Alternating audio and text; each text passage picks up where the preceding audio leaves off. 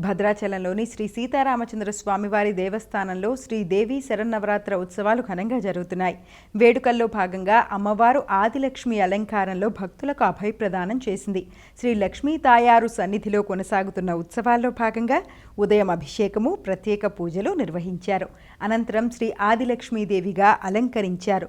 చిత్రకూట మండపంలో రామాయణ పారాయణం జరిగింది. ద్వారకా తిరుమల వేదమాత శ్రీ కుంకుళ్ళమ్మవారు శ్రీ మహాగాయత్రీదేవిగా దర్శనమిచ్చింది.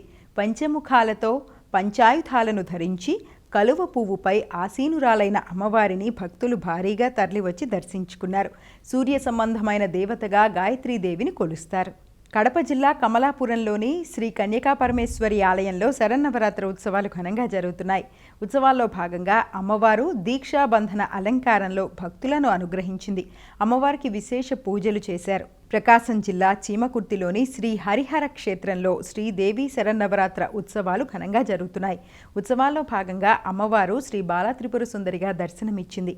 అర్చకులు అమ్మవారిని పంచామృత సుగంధ ద్రవ్యాలతో అభిషేకించారు.